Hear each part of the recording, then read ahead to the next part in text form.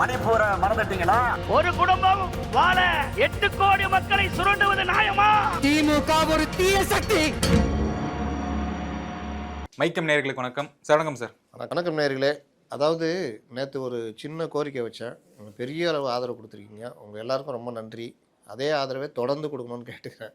அதோடு நிறுத்திடாதீங்க. என்னென்னா 5000 என்ற அளவில் இருந்ததை நீங்கள் எல்லோரும் சப்ஸ்கிரைப் பண்ணுங்கள். அதாவது ஒரு 15000 பேர் பார்க்குறீங்க. பார்க்குறவங்களாம் சப்ஸ்கிரைப் பண்ணால் நல்லாயிருக்கும் அப்படின்னா என்னுடைய கோரிக்கையை ஏற்று கிட்டத்தட்ட ஒரு 1500 2000 பேர் உடனே சப்ஸ்கிரைப் பண்ணீங்க. அவங்க எல்லாருக்கும் நன்றி. அதே மாதிரி மற்றவர்களும் இந்த கோரிக்கையை ஏற்று சப்ஸ்கிரைப் பண்ணணுன்னு கேட்டுக்கிறேன். இதில் ஒரு நண்பர், தலைவரே சப்ஸ்கிரைப் பண்ணலாம் கேட்காதீங்க, தானாக பண்ணிவிடுவாங்க, அன்பு இருக்கிறவங்க பண்ணிவிடுவாங்க அப்படின்றாரு. அவருக்கு அன்பு இருக்குது, அவர் அன்பை மதிக்கிறேன். ஆனால் பலரும் வந்து கொஞ்சம் ஒரு கேர்லெஸ்ஸாக இருந்துருவாங்க, வீடியோ பார்த்துட்டு போயிடுவாங்க. அதனால தான் திரும்ப திரும்ப சொல்கிறேன், ஓப்பன் பண்ணோடனே எங்கே சப்ஸ்கிரைப்னு பார்த்துட்டு சப்ஸ்கிரைப் பண்ணிவிட்டு வீடியோக்குள்ளே போங்க. அப்படி பண்ணிங்கன்னா 6000 10,000 ஆகும். அதுதான் வந்து எங்களுக்கு மேலும் மேலும் ஊக்கத்தை தரும். நன்றி. நிகழ்ச்சிக்கு போகிறோம். ஒரு முதல் கேள்வி, நம்ம அரசியலுக்குள்ளே போகிறதுக்கு முன்னாடி, விஜயகாந்த்னு ஒரு நபர் இருந்தார். அவரை இப்படி தான் நீங்கள் பேசி பேசி அவர் அரசியல் விட்டே போகிற மாதிரி பண்ணீங்க. அரசியல் அவர் எந்த நிலைமையில் இருந்தார், அதுக்கு காரணம் வந்து பத்திரிகையாளர்கள், இந்த மீம் பேஜஸ்ஸு, இந்த ட்ரோல்ஸு, இதை தான் காரணம். விஜய்க்கும் வந்து நீங்கள் அதே தான் பண்ணுறீங்க. முக்கியமாக இப்போ நம்ம பேசின வீடியோவில் வந்த கருத்தாகட்டும், இப்போது நம்ம 2 பேரும் பேசின வீடியோவுக்கு வந்த கருத்து இதுதான். விஜயகாந்துக்கு பண்ணதே ஏன் விஜய்க்கும் பண்ணி வளர விடாமல் பண்ணுறீங்க? உங்களுக்கு என்ன விஜய் மேலே வன்மம் அப்படின்னு கேள்வி கமெண்ட்ஸில் கேட்டிருக்காங்க. கமெண்ட்ஸுடைய கேள்வி. உண்மையிலேயே அந்த நண்பருக்கு நான் பதில் சொல்கிறேன். என்ன விஷயம்னா, விஜயகாந்த் எப்பொழுது விமர்சிக்கப்பட்டார் அப்படின்னு ஒரு கட்டம் உண்டு. விஜயகாந்த் வந்து அவருடைய திரை வாழ்க்கையில் அவர் மதுரையிலேருந்து இங்கே வந்து நண்பரோடு வந்த பொழுது அவர் பட்ட கஷ்டங்கள், அவர் அடைந்த அவமானங்கள், இது எல்லாத்தையும் தாங்கிக்கிட்டு அவர் வந்து திரையில் ஒரு கட்டத்துக்கு வர்றாரு. அப்போ வரும்பொழுது அவர் தான் பட்ட கஷ்டம் மற்றவங்க படக்கூடாதுன்னு அவர் ராஜாபாத தெருவில் ஒரு இதுவே அந்த லாட்ஜிலேயே ஒரு பெரிய டெய்லி 3 வேளை சாப்பாடு போட்டார். அப்போ திரைத்துறைக்கு வர்றவங்க, கஷ்டப்படுறவங்க யார் இருந்தாலும் அங்கே போய் சாப்பிட்லாம். விஜயகாந்த் ஆஃபீஸ் போனால் வயிறார சாப்பிட்டு வரலாம் அப்படின்னு. நம்ம எங்கேயா படுத்துக்கிறோம், பஸ் ஸ்டாண்டில் படுத்துக்கிறோம், பிளாட்ஃபார்ம் படுத்துக்கிறோம், சினிமாவில் சான்ஸ் ஏறுறோம், சாப்பாடுக்கு என்ன பண்ணுறது? அப்போ சாப்பாடுனா இங்கே போகலாம் அப்படின்னா விஜயகாந்த் வீட்டில் இது எம்ஜிஆர் பாணியில். அதே மாதிரி தான் சினிமாவில் நடிக்கும் பொழுது எனக்கு என்ன சாப்பாடோ அதே சாப்பாடு எல்லாருக்கும் இருக்கணும் அப்படின்றதுல விஜயகாந்த் உறுதியாக இருந்தார். எம்ஜிஆர் பாணி அது. ஏன் இது விஜயகாந்த்னா, ஒரு நாள் ஷூட்டிங்கு மேக்கப் போட்டு உட்காந்துருக்காரு, ஹீரோயின் வரவே இல்லை. சரிப்பா, பயங்கர பசி, காலையிலையும் சாப்பிடல, மத்தியானம் சாப்பாடு போட்டாங்க. நான் சரி ஹீரோயின் வரத்துக்குள்ளே சாப்பிட்ருக்குமான்னு இவர் போய் உக்காந்து சாப்பாட்டில் கை வைக்கிறாரு. ஏன்பா ஹீரோயின் வந்துட்டாங்க, வா வா வா, நான் சாப்பிட்டு வந்துடுறேன், பெரிய சாப்பிட்டு தான் இது பண்ண போகிறேன், வாயா அப்படின்னு கூப்பிட்டு வந்துடுறாங்க. லாஸ்ட்டில் பசியோடு கூப்பிட்டு போகிறாங்க. விஜயகாந்த் சாதாரண நடிகர். அப்போ தான் அவர் முடிவு பண்ணுறாரு, நம்ம வந்து சாப்பாடு ரொம்ப முக்கியம், சாப்பாட்டு தான் ஃபஸ்ட்டு, அப்புறம் தான் மற்றதெல்லான்றது. அதனால் அந்த சாப்பாடு டைமு, மற்ற விஷயங்கள் எல்லாருக்கும் உதவி பண்ணுறது, அதில் விஜயகாந்த். அந்த விஜயகாந்த் ஒரு பெரிய ஹீரோவாக, ரஜினி கமலுக்கு இணையாக அவர் ஒரு பெரிய ஹீரோவாக வர்றாரு. ரஜினி கமல் இருந்தாலும் பிரச்சனை அப்படின்னா தேடுறது தலைவனை தேடுறா, தலைவனா விஜயகாந்த். ஸ்டவுட்டு, வீரம், ஆளுமை, வெறுமனே சினிமாவில் மட்டும் அடிக்க மாட்டார். அவர் ரியல் லைஃப்லேயும் அவர் வந்து ஒரு ஆளுமை மிக்க தலைவர், பிரச்சனைகளை பேசி தலையிடுறவர். அந்த விஷயங்களை அவரை நடிகர் சங்கத்துக்கு தலைவராகிச்சு. தான் பெரிய நிர்வாகின்றதை அதில் நிரூபித்தார். எல்லார்ட்டையும் போய் நின்று பேசி நடிகர் சங்க கடன் அடைக்கிறதுக்கு இது பண்ணி கடைசியில் ரஜினி கமல்னு 2 துருவங்களை ஒன்றாக்கி கூட்டு போய் மலேசியாவில் ஒரு விழா நடத்தி, அது பெரிய காமெடிலாம் நடந்துதான். ரஜினி அவர் வழக்கம் போல் ட்ரெஸ் எதுவுமே எடுத்துகிட்டு போட போல, அங்கே போயிட்டு காலைல எழுச்சி பார்த்துக்கிறாரு, ஒன்றும் ட்ரெஸ் இல்லை. நேராக போய் தட்டி, விஜய் இப்படியே வந்துட்டேன், ஒரு பழைய வேஷ்டி இருந்தால் கூட கட்டிக்கிறேன் அப்படின்னு. விஜயகாந்த் மிரண்டு போய், அண்ணா என்ன நான் இருங்க, நான் புது வேஷ்டி, ஐயோ இல்லை உங்களுக்கு யூஸ் பண்ணதாக இருந்தால் கொடுங்க, நான் கட்டிக்கிறேன். அவர் வேறு லெவல் இல்லை ரஜினி. அப்புறம் கட்டிக்கிட்டு இது பண்ணி அவங்கள இது பண்ணி கொண்டு வந்து எல்லோரும் வேஷ்டி கட்டியிருப்பாங்க அந்த இதில். அந்த அளவுக்கு ஒரு நிகழ்ச்சி நடத்தி ஒரு வருமானம் ஈட்டி இந்த நிகழ்ச்சியை சிறப்பாக நடத்தி கொடுத்து தான் ஒரு பெரிய ஆளுமை அப்படின்றது நிரூபித்தார். இவங்க தலைவர்களுக்கு பாராட்டு விழா நடத்தினார். அதே நேரத்தில் அவர்களை அரசியல் ரீதியாக எதிர்க்க செஞ்சார். அந்த வீரம், ஏன்னா அந்த நேரத்தில் ஜெயலலிதா வேறு லெவலு, கலைஞர் வேறு லெவலு, இவர்களோடு நட்பாக பழகிக்கிட்டே இவர்களை எதிர்க்கிற அந்த துணிச்சல் அவர்கிட்ட இருந்தது. தமிழகம் முழுவதும் அவருக்கான பெரிய ரசிகர் பட்டாளம் இருந்தது. இன்னொன்று, அவர் நடித்த படங்களை அந்த அளவுக்கு அவர் எடுத்தார். இவ்வளோ தான் சினிமாவுக்கு வரத்துக்கு இது விஜய் அரசியலுக்கு வரத்துக்கு முன்னாடியே தன்னுடைய முரசு சின்னம், தன்னுடைய கேரக்டரு, இந்த மாதிரி பல விஷயங்கள். ஒரு படத்தில் கலெக்டராக வருவார், நேர்மையான ஒரு கலெக்டராக வருவார். அந்த காட்சியில் வடிவேல் 500 லஞ்சம் வாங்கிடுவாப்பில் ஒரு அம்மாவை, பாட்டி அம்மாவை. அவங்களுக்கு பட்டா ஏற்பாடு பண்ணிவிட்டு கூப்பிட்டு வர சொல்லுவார். பார்த்தா அந்த அம்மா இறந்து கிடக்கும். அந்த சீன்லலாம் அவர் பார்க்குறது ரமணா. அப்போது மக்களுக்கான படம், அந்த அவர் படத்தில் ஒரு இது இருக்கும், ஒரு குடும்பத்தோடு பார்க்கலாம் ஒரு இதுன்னு. அதே மாதிரி புது இயக்குனர்கள், அந்த ஃபிலிம் இன்ஸ்டியூட் ஸ்டூடெண்ட்லாம் நடித்து கொடுத்தது, இந்த மாதிரி கேரக்டர் பற்றி அந்த கேரக்டரில் நிற்பார். இது இப்படி தான் எனக்கு அப்படி தான் இல்லை. ஆனால் விஜயகாந்த்னா அது ஒரு இது ஏபிசி எல்லா சென்டர்லேயும் அப்படியே உயிரை கொடுக்குற தொண்டர்கள் இருந்தாங்க. அவர் கட்சி ஆரம்பிக்கிறார், வீரமாக நிற்கிறார், மேடைகளில் பேசுவார், அப்படி பேசுவார், அப்படி இருக்கும் அந்த பேச்செலாம். ஆண்டவனோட தான் கூட்டணின்னு வச்சு செஞ்சார். தனியாக நின்னார்.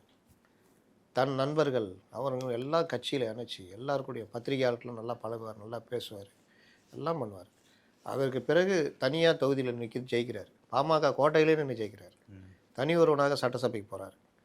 அதற்கு பிறகு 2006 இவரால் அதிமுக திமுகவுக்கு மெஜாரிட்டி இல்லாமல் போச்சு.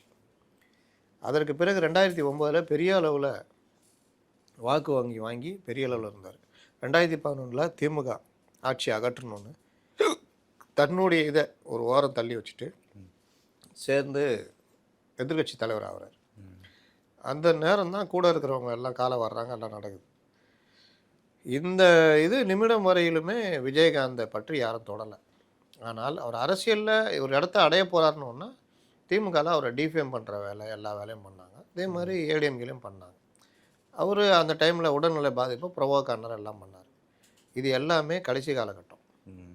ஆனாலும் விஜயகாந்த் அதுக்கப்புறம் மக்கள் நல கூட்டணி அதிலெல்லாம் அவர் கிட்டத்தட்ட அவர் ஒரு மாதிரி ஆயிட்டிருப்பார்.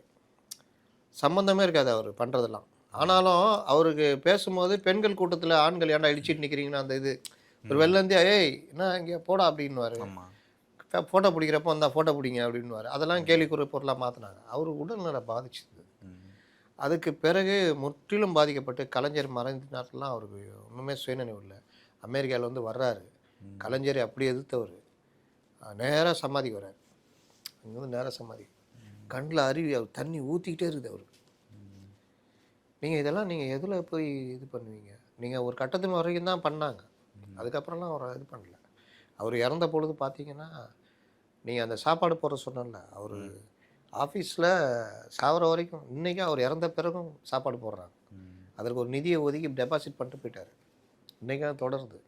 அப்போது அந்த விஜயகாந்த் நீங்கள் அவர் இறந்த பொழுது நடந்த கூட்டம் இருக்குல்ல, வந்த கூட்டம், அதுதான் அவர் யாருன்னு காமிச்சுது. அன்றைக்கி திரை உலகமே, இந்த தமிழ் உலகமே, ஊடக உலகமே இவரையா நம்ம பண்ணோன்னு வருத்தப்பட்டுச்சு.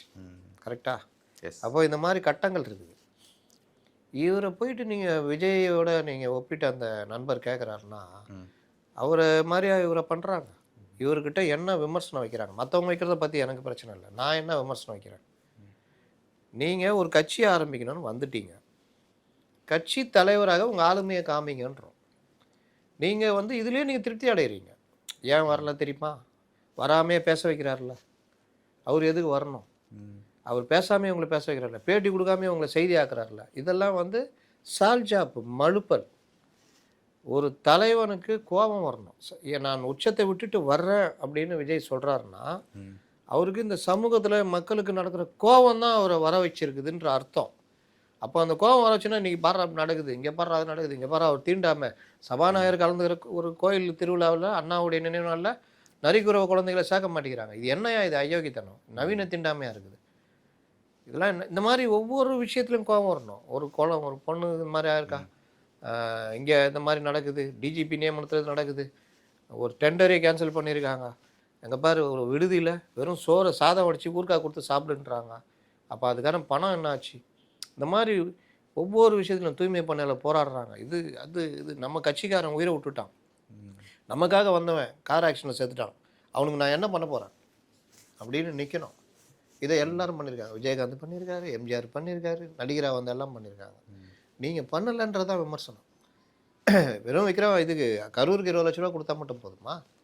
இந்த விக்கிரவாண்டியிலேருந்து இறந்தவர்களுக்கு யாருக்குமே பண்ணலையே. உங்களை யாரு நண்பர் சஜ்ஜி 25 வருஷம் நண்பர், அவர் இறந்த கை விட்டீங்களே, நீங்கள் அவர் திரும்பி கூட பார்க்கலையே, அவர் படத்தை கூட திறந்து வைக்கலையே. அந்த ரசிகர் மன்ற தலைவர், ரசிகர் மன்ற தலைவர்.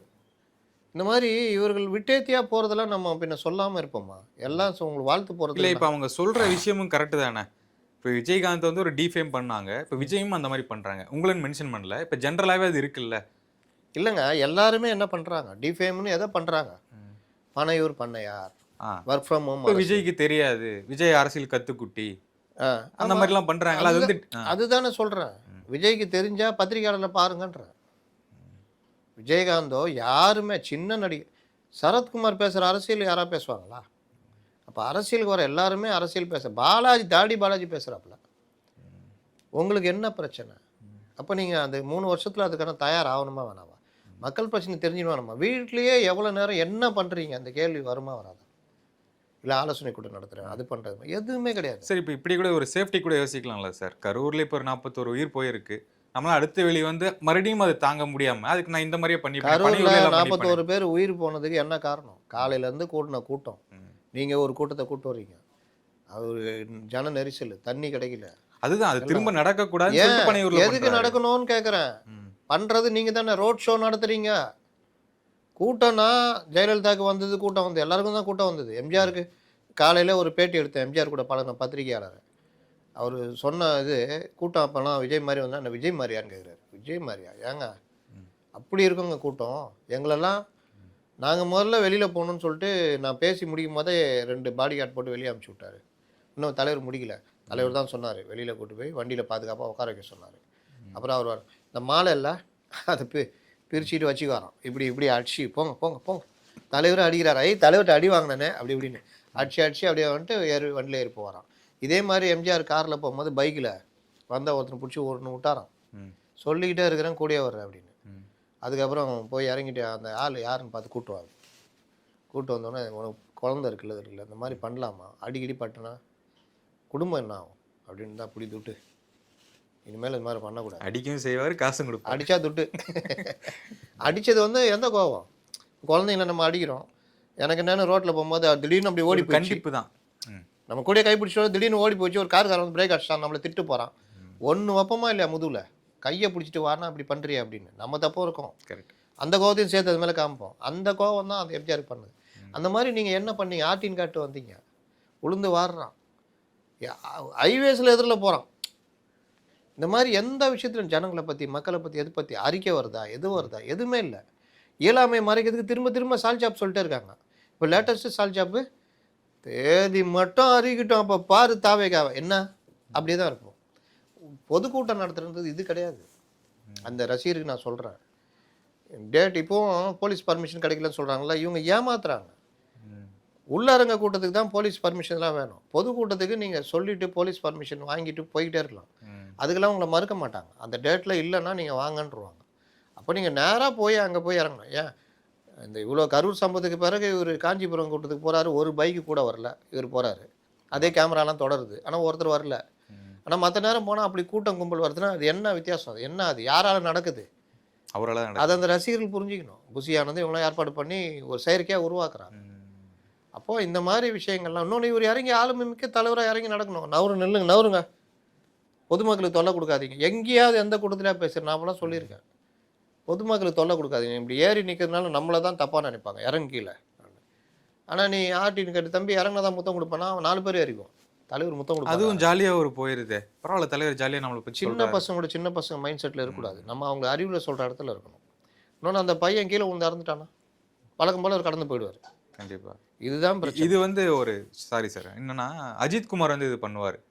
அந்த கூட்டம் க்ரௌடு கத்துச்சுன்னா இல்லை கிட்ட வந்தாங்கன்னா மிரட்டுவார், கை நீட்டே மிரட்டுவார் உட்காரு அப்படின்னு. ஆமாம், அப்படி பண்ணால் பயப்படுவாங்க, கம்னு இருப்பாங்க.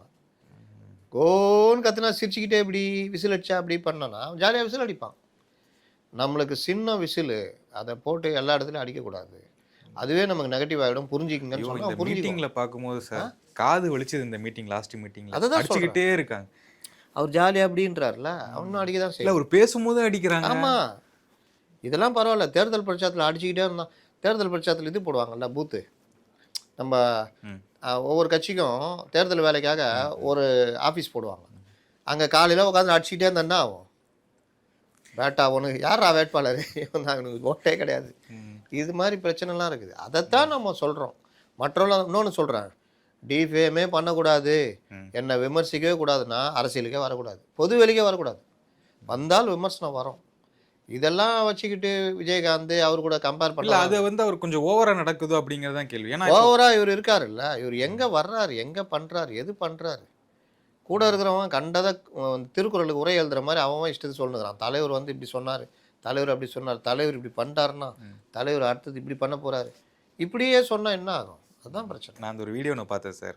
நான் விஜய், இவங்க விஜய், இவங்க விஜய், நாங்களே ப்ரெஸ் மீட் தரமே அப்படின்னா இந்த ஜனநாயகன் படம் வருதுல்ல, டிக்கெட் எல்லாருக்கும் பிரித்து கொடுத்துருச்சு வசூலை. நீ விஜய், நீ விஜய், நீலாம் எடுத்துக்க அப்படின்னு 1000 கோடி ரூபா சொத்து வச்சுக்கிறேன், எல்லாம் பிரித்து எடுத்துங்க. நான் கதை இதை தான் சொல்கிறேன். இதை தான் சால் ஜாப்புன்றேன். இந்த சால் ஜாப்பை தான் கிண்டலில் கூடியதாக மாறுது. நம்ம என்ன பண்ணுறோம்? திட்ட மாட்டோம். அடுத்தது என்ன பண்ணுவோம்? சட்டையர் பண்ணுவோம். கிண்டல் பண்ணால் இதாகும். அதுதான் தாவேக்காக்குள்ள இந்த விஷயம் போயிட்டு இருக்கு. அதாவது வேட்பாளர்கள் சூஸ் பண்ணிக்கிட்டு இருக்காங்க, எல்லா கட்சியும் அதை பண்ண ஆரம்பிச்சுட்டாங்க. தாவேக்காக்குள்ள நடந்துட்டு இருக்கு. ஒரு சின்ன ஒரு உட்கட்சி பிரச்சனை இருக்கிறதா தகவல் வருது. ஆனால் நம்ம கேட்டோம்னா இல்லை நாங்கள் ஒற்றுமையாக இருக்கோம் அப்படின்னு சொல்லுவாங்க. உங்களுக்கு தெரிஞ்ச தகவல்? அதாவது இன்னைக்கு கூட ஒரு தொலைக்காட்சியில் ஜான் ஆரோக்கியசாமி ஒதுக்கப்படுகிறார், ஓரம் போகிறான்றாங்க. ஆரம்பத்துலேருந்தே சொல்கிறேன், ஜான் ஆரோக்கியசாமி பலரை ஒதுக்குனார். ஜான் ஆரோக்கியசாமி சில பேரோட கை கோத்துக்கினார். ஜான் ஆரோக்கியசாமி இந்த கட்சியுடைய முன்னேற்றத்துக்கு தடையாக என்னென்ன வேலையோ அதெல்லாம் பண்ணார். அவர் நினச்சாதான் எல்லாம் நடக்கணும், அவர் இஷ்டத்து தான் கேட்கணும்னு. இன்றைக்கி என்ன ஆயிடுச்சுன்னா, அவருக்கு எதிரானவர்கள் எல்லாரும் அப்படி எப்படி அவங்க தனித்தனி எதிரியாகிட்டாங்க. யாரும் ஜான் பேச்சை கேட்கறதில்லன்ற மாதிரி போயிடுச்சு. சில விஷயங்கள் ஆதவ அர்ஜுனாவோ அருண்ராஜோ பண்ணும்போது விஜய்க்கு அது பிடிச்சி போச்சுன்னா ஜான் பேச்சை கேட்கறதில்லன்ற மாதிரி போகுது. அப்போ அவர் இப்போ சமீபத்தில் ஒரு கூட்டம் கூட்டம் முடிச்சுட்டு ஆதவ வீட்டில் விருந்து, அதுக்கு இவரை கூப்பிட்டாங்க போகலன்னு ஒருத்தர் சொல்கிறாங்க. விஜய் போனாங்க, இவரே விஜயில் உட்பட எல்லாருக்கும் போனாங்க, ஜான் மட்டும் கலந்துக்கல அப்படின்னாங்க. அப்புறம் ஆதவ அர்ஜுன் ஆஃபீஸில் இவங்களோட தகராறு அப்படின்னு அந்த மாதிரி விஷயங்கள்லாம் போய்கிட்டு இருக்குது. அப்போது இவங்க டீமையே கிட்டத்தட்ட ஒதுக்குற ஏற்பாடு போகுதுன்னு இவர் இந்த ஏப்ரலோட முடியுது அக்ரிமெண்ட்டு. அப்போ இதுக்கப்புறம் இவர் எதுக்கு தேவைன்றது மாதிரி கூட யோசிப்பாங்க. இவர் ஒரு ஸ்ட்ராட்டஜிஸ்ட் தானே, தேர்தல் பிரிவு பொதுச் செயலாளர் போட்டிருக்காங்க. அதுதான் அது. நீங்கள் அதை தாண்டி தானே ஒரு பாண்டு இருந்தது விஜய்க்கும் ஜான் ஆரோக்கியசாமிக்கும். ஜான் மூலிமா தானே பலர் உள்ளக்க வந்துக்கிட்டு இந்த வேலையெல்லாம் பண்ணுறது, ஆலோசி திட்டுறது, இதெல்லாம் ஒரு டீம் மெயின்டைன் பண்ணுறதுலாம். இப்போ இதெல்லாம் கலையுது. கொஞ்சம் பேர் பவரில் வர்றாங்க, ஆதவோ அருண்ராஜோ மற்றவர்களோ. அப்போ இவர் பேச்சை விட அவங்க புஷி எல்லாத்துக்கும் மேலே புஷி இல்லை.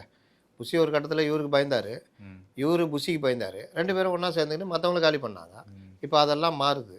மாநில பொருளாளர் வெங்கட்ராமனை ஒன்றும் இல்லாமல் ஆக்கணுதில் புஷிக்கும் ஜானுக்கும் பொறுப்பு உண்டு இன்னை வரைக்கும். மேடையில் ஏற விட மாட்டாங்க மாநில பொருளாளரை அப்படின்றது.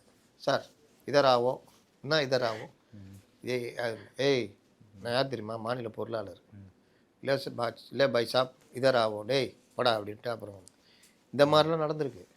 அதெல்லாம் மீறி தான் நீ வெங்கட்ராமன் அந்த இடத்துல நின்றுட்டு இருக்காரு. வெங்கட்ராமனை கங்கணம் கட்டிட்டு விஜய் விட்டு பிரிக்கலான்லாம் ட்ரை பண்ணிக்கிறாங்க. வெங்கட்ராமன் விஜய்க்கு அவர் தான் எல்லாமே. ஒரு ராஜா இருக்கிறான்னா ராஜாவுக்கு விசுவாசியாக சில பேர் இருப்பாங்க. பூசா வந்தவங்கலாம் சீனை போட்டுட்டு விசுவாசியை துரத்த பார்ப்பாங்க. ராஜாவே விசுவாசியை வெறுப்பார். ஆனாலும் விசுவாசி இருந்து ராஜாவை காப்பாற்றணும்னு இருப்பான்.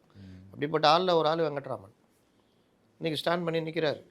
உண்மைகள் இன்றைக்கி வெளிப்படும் பொழுது பலரும் அம்பலப்படுறாங்க. அடுத்த மாதம் அடுத்த மேக்கு மேலே இன்னும் பலர் அம்பலப்படுவாங்க. அதனால் அந்த கட்சி முழுசுமே எல்லாருமே ஒருத்தருக்கு ஒருத்தர் எதிரி, ஒருத்தருக்கு ஒருத்தர் நண்பர் மாதிரி காட்டிக்குவாங்க. எல்லா கட்சியிலும் இருக்கிறது தானே சார். ஆனால் இங்கே ரொம்ப பாஜக திமுக இதெல்லாம் இருந்துட்டு தாங்க. மாவட்ட செயலாளர் இப்போ திமுகவில் யாராவது சந்தித்து பேசுவாங்க, அவங்க பேசிகிட்டு இருப்பாங்க, பேட்டி கொடுப்பாங்க. இங்கே யாராவது பேட்டி கொடுக்க சொல்லுங்களேன், அடுத்த நொடி அவன் கண்டோம் புஷி தான் தீர்மானிப்பார். இப்போ ஆதவ அர்ஜுனா அதிக பேட்டி, அருண்ராஜ் அதிக பேட்டி கொடுக்குறாருன்னு பிரச்சனை. இதெல்லாம் பேசவே கூடாது. தலைவர் எப்படிங்கிறாரு, கும்முனுக்கிறாரு, கம்முனுக்கிறாரு. அதே மாதிரி தான் இருக்கணும். அப்படின்னா என்ன வருது? இதுதான் பிரச்சனை. அதனால் அந்த கட்சிக்குள்ளே பிரச்சனை ஓடுது. ஜானுக்கு இதுன்னு இன்னொரு பக்கம் என்ன சொல்கிறாங்க, அவர் உடம்பு சரியில்லைங்க, சமீப காலமாக அந்த கல்லீரல் பிரச்சனையை தான் சொல்கிறாங்க, அந்த மாதிரி ட்ரீட்மெண்ட்டில் இருக்கிறாரு அதுன்னு. அதனால் ஜான் நலம் பெற்று நன்றாக இருக்கணும். அதில் நம்ம தனிப்பட்ட முறையில் நமக்கு என்ன இருக்குது, நல்லா இருக்கணும். அதே நேரம் அவருடைய அதிகார பலம் குறைவதாக ஒரு தகவல், என்னன்னு தெரியல, நடைமுறை வெளிப்பட்டுரும்ல. இல்லை இப்போ இந்த புஷி இருக்காரு, அவர் வந்து சில வச்சு செயல்பட விட மாட்டாரு. சில பேரியா? சரி, சிலரை அப்படிங்கும்போது புஷியை நம்புறது யாரு? விஜய் நம்புறாரு. ஆமாம், அப்புறம் ஏன் அந்த விமர்சனம் வருது? புஷி இது மாதிரிலாம் பண்ணுறாருன்னு விஜய்க்கு தெரியணும்ல. ம்.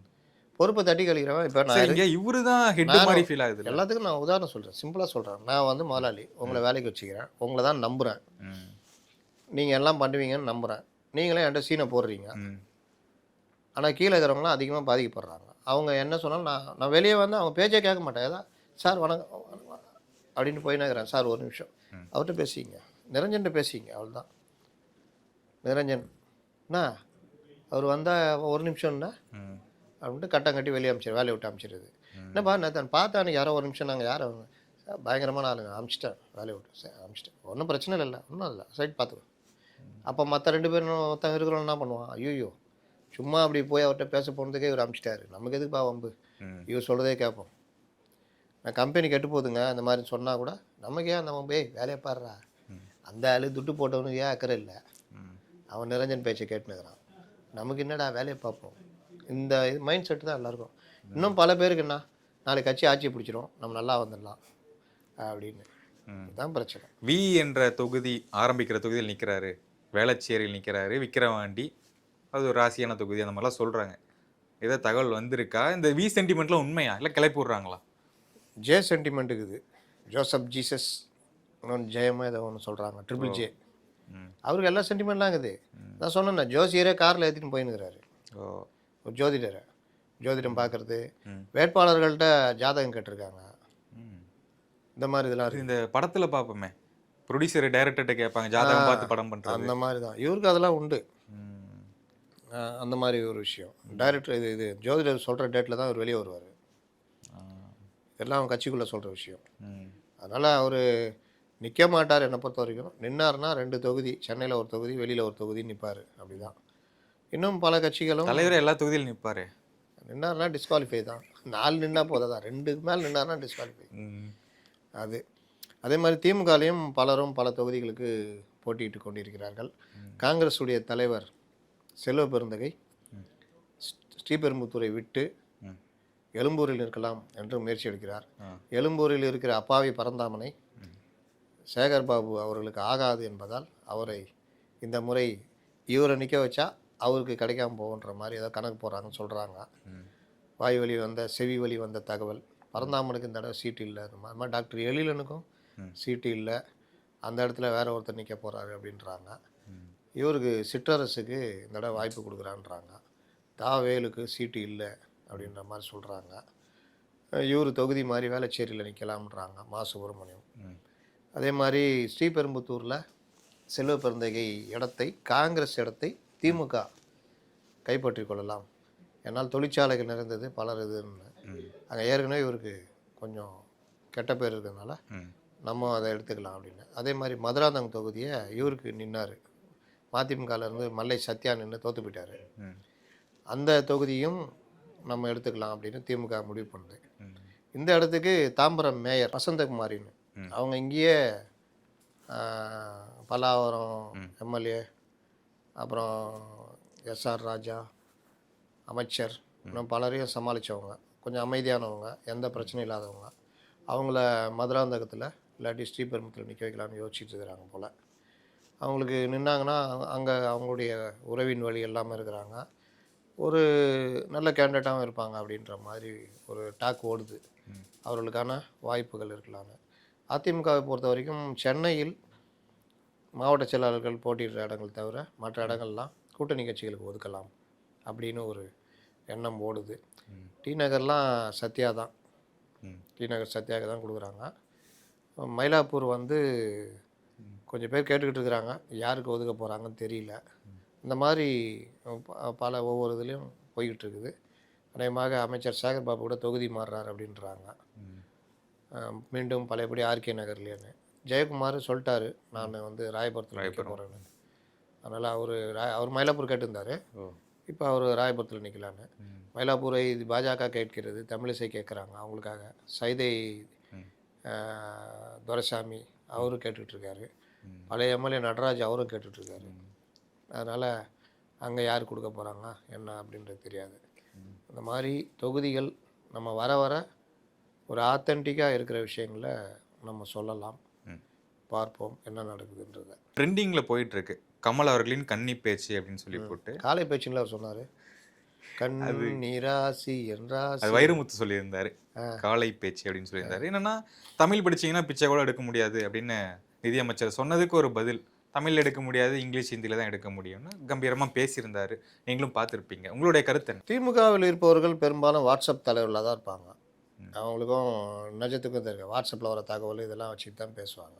கமல் அங்கே தானே போய் சேர்ந்துக்கிறாரு, அவரும் ஒரு வாட்ஸ்அப் தலைவராக மாறிவிட்டார். எதை வச்சு சொல்றீங்க சார்? அவங்க பேசுனது வந்து பெரியார் விடுதலையில் எழுதுனதை எடுத்து அப்படியே படித்து காமிச்சாங்க. அது பெரியார் சொன்னது, இவங்க சொன்னாங்கன்ட்டு ஒரு நேற்று ஒரு பெரிய வசன கவிதையே படிச்சிட்டாரு. வசன கவிதையை படித்தோன்னா இன்றைக்கி பல பேர் மாநிலங்களவை போகலையாம். பல நாள் மாநிலங்களவை செயல்பட விடாமல் திமுக இண்டி கூட்டணி கட்சிகள் கலாய்க்கும்.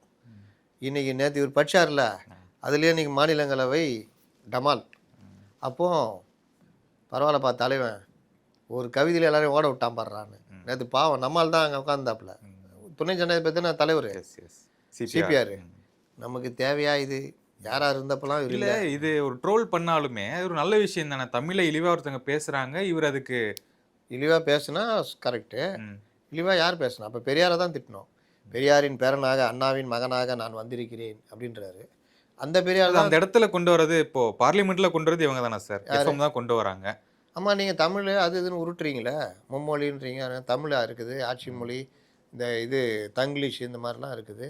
தமிழை பற்றி உங்கள் தலைவர் இவங்க சொல்கிற பெரியாரை என்ன பேசியிருக்காரு பாருங்க அப்படின்னு சொல்கிறாங்க. இன்னும் தெரியுமா, இந்தி எதிர்ப்பு போர் இதெல்லாம் நடந்தப்போ பெரியார் முழுவதுமே காங்கிரஸ் ஆதரிச்சிருந்தார், காமராஜர் ஆதரிச்சிருந்தார், காங்கிரஸ் ஆதரிச்சிருந்தார்.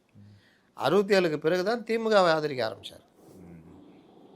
அதனால் இந்த மாதிரி எவ்வளோ உள்குழப்பங்கள்லாம் இருக்குது.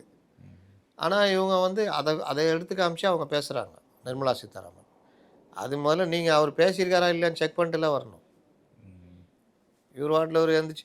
இன்னொன்று நான் கேட்குறேன், மாநிலங்களவை உறுப்பினர் தானே, இன்பதுரை அதிமுகவில் மாநிலங்களவை உறுப்பினர். அவர் போயிட்டு பட்டாசு தொழிலாளர்கள் எவ்வளோ கஷ்டப்படுறாங்க, பட்டாசு தொழில் எவ்வளோ பாதிக்கப்படுதுன்னு அவர் பெருசாக பேசுகிறார். இதுக்கு தான் இங்கேருந்து அனுப்புறது. இந்தியாவில் சிவகாசி பட்டாசு தொழில், அதை நம்பியிருக்கிற குடும்பங்கள், அது வந்து இந்த வரி மற்ற விஷயங்கள்ல என்னென்ன பிரச்சனை இருக்குன்னு அவர் பேசுகிறாரு. அது மூலிமா ஒரு தீர்வு கிடைக்கும்.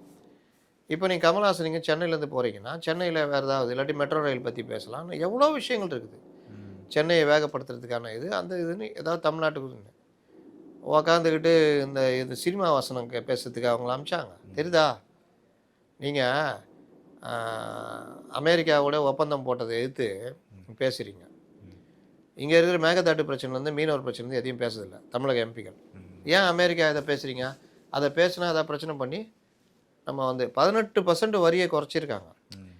உலகத்திலே எல்லா நாடுகளையும் அவன் இஷ்டத்துக்கு வரி ஏற்றிக்கிட்டு நமக்கு 150 போட்டு இஷ்டத்துக்கு போச்சு. அப்புறம் எல்லாம் குறைச்சி 18% ஆகியிருக்காப்புல. உலக நாடுகள்லேயே அமெரிக்கா வரி அதிகமாக குறைச்சது நமக்கு தான். இப்போ அதில் ஒரு ஒப்பந்தம் போட்டதில் நமக்கு விவசாய பிரச்சனை இதெல்லாம் பாதிக்குது. அதை பேசுங்க. அது கொஞ்சம் பயந்து போய் எதாவது மாற்ற சொல்லி பண்ணுங்கள். மற்ற வகையில் நமக்கு பெரிய லாபம். நெசவு தொழில், பின்னலாடை உற்பத்தி, இதெல்லாம் பெரிய லாபம் இப்போ இந்த விவகாரத்தில். அதெல்லாம் பேசுவீங்களா? இதான் வாட்ஸ்அப் தலைவர் தானே, வாட்ஸ்அப்பில் அதெல்லாம் வந்திருக்காது. இன்னொன்று, வாட்ஸ்அப்போ ஃபேஸ்புக்கோ நமக்கு இஷ்டமாக இருந்தால் மட்டும் பார்க்குறத ஒரு ஏற்பாடு இருக்குது தெரியுமா? நான் ரொம்ப பேரை பார்த்துருக்கேன். என்னடா அவனுங்க எடுத்துலாம் போட்டிருப்பான். இவனு என்ன ஒரு உண்மையே தேட மாட்டாங்களா? நான் ஒரு விஷயம் வருதுன்னா முதல்ல அது என்ன உண்மையாக பொய்யா, இந்த தகவல் சரியா? நேற்று இந்தியா ஜிடிபியில் அமெரிக்காவை பீட் பண்ணிட்டாங்கன்னு எலான் மாஸ்க் போட்டிருக்காரு.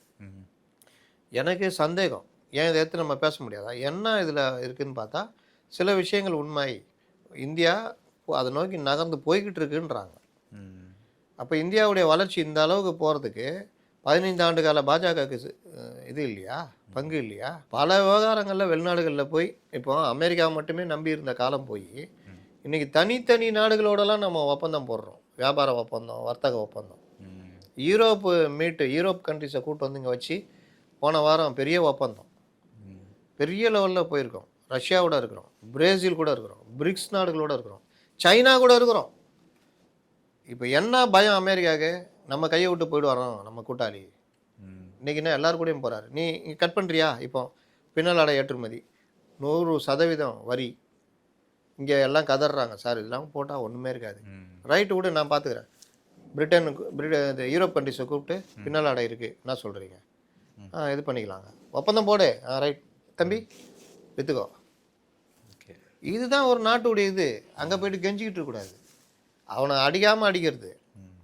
இந்த அப்படி நாங்கள் பண்ணிட்டோம். இப்போ என்னாச்சு, ஒரு முக்கியமான அந்த இதெல்லாம் ஐஃபோன் கம்பெனி இந்த மாதிரி இதெல்லாம் பண்ணுவாங்கன்னு சொல்லி பண்ணால, அப்புறம் ஒரு சில இதெல்லாம் அங்கே கேன்சல் பண்ணாங்க நம்மளோட இதெல்லாம். அந்த தொழில் இதெல்லாம் என்ன ஆயிடுச்சு, அங்கே இருந்தாலும் அவங்க அதிக சம்பளம், அதே தொழிலை இந்தியாவில் தொடங்கினா இங்கே இருக்கிறவங்களுக்கு கம்மி சம்பளம் கொடுத்தா போதும். அப்போ ரொம்ப சந்தோஷப்பட்டு எப்போ ராசா ரொம்ப நல்லதுடான்னு நீங்கள் வர ஆரம்பிச்சிட்டாங்க. இப்போ அது என்ன ஆகுதுன்னா, அந்த கம்பெனிகள் ஒன்றும் அழிஞ்சு போகல, அந்த வேலை வாய்ப்புகள் இந்தியாவில் ஒழிஞ்சு போகல, அவன் அங்கேருந்து இங்கே மாற்றிக்கிறான்.